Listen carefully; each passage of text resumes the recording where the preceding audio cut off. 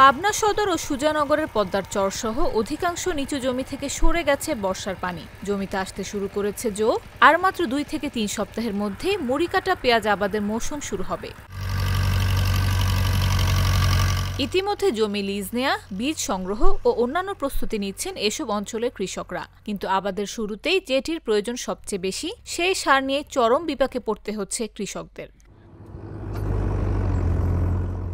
খুচরা দোকানে বা অনুমোদিত ডিলারের কাছে গিয়ে সার সংকটের গল্প শুনতে হচ্ছে তাদের। তবে সরকার নির্ধারিত মূল্যের বাইরে অতিরিক্ত দামে খুচরা বিক্রেতাদের কাছে মিলছে সার। অনেক ক্ষেত্রে সরাসরি ডিলারের কাছেও মিলছে সার, তবে সেটির ক্ষেত্রেও কোনো সারের বস্তা প্রতি গুনতে হচ্ছে অতিরিক্ত 700 টাকা পর্যন্ত। এতে চলতি মৌসুমে বিঘা প্রতি প্রায় 5000 টাকা করে খরচ বৃদ্ধি পাবে বলে দাবি কৃষকদের। আগে 1 বিঘে ধরে খরচ হতে হলে মানে 2018 টাকা, আর এখন খরচ হলে 7000 8000 টাকা পড়ে। কিন্তু সার বিষের দাম অনেক বেশি। আমরা কিভাবে উত্তোলন করবো? হেল্প যদি কৃষকের না করে তাহলে সেই দেশের কৃষক কিভাবে চলবি? আর কৃষক যদি না বাঁচে তাহলে কিভাবে উৎপাদন?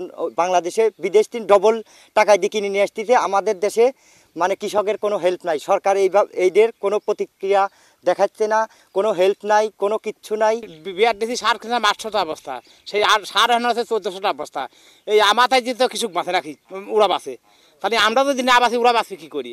প্রতিবাদে সম্প্রতি পাবনার চরতারাপুর ইউনিয়নের কোলচরি বাহিরচরে প্রতীকী কর্মবিরতিও পালন করেছেন কৃষকরা। কৃষকদের অভিযোগ, সরকার বা স্থানীয় প্রশাসন সারের সংকট নেই জানালেও ব্যবসায়ীরা সংকট উল্লেখ করে তাদের থেকে বেশি দাম নিচ্ছেন, কিন্তু তাতে তেমন কার্যকরী ভূমিকা নেওয়া হচ্ছে না। এক্ষেত্রে দ্রুত সারের বাজারে স্থিতিশীলতা প্রতিষ্ঠার দাবি কৃষকদের। এখন আমাদের পেঁয়াজের আবাদের সময়, এখন আমাদের এখানে প্রচুর পরিমাণ সার লাগবে, কিন্তু আমরা যখন সারের যে দোকানে যাচ্ছি সার আনার জন্য, ওনারা বলতে এখানে সার নেই, তাই বলে প্রচুর আমাদের থেকে বাড়তি টাকা নিচ্ছে, প্রচুর টাকা নিচ্ছে।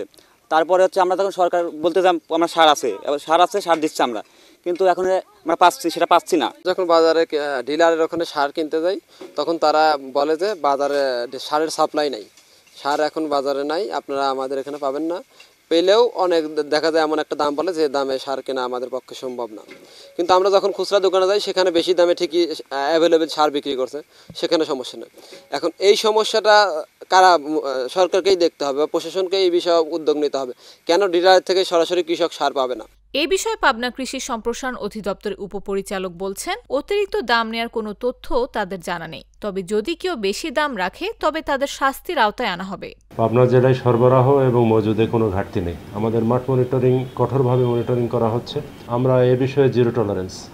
যদি সুনির্দিষ্ট কোনো অজুহাত পাই, কোথাও বেশি দামে সার বিক্রি হচ্ছে, সাথে সাথে আমরা মোবাইল কোড করে সেই ডিলারের বিরুদ্ধে ব্যবস্থা নেব। এছাড়া এখন পর্যন্ত বাজারে সারের কোনো সংকট নেই বলেও জানান এই কৃষি কর্মকর্তা। জাগো নিউজ, পাবনা।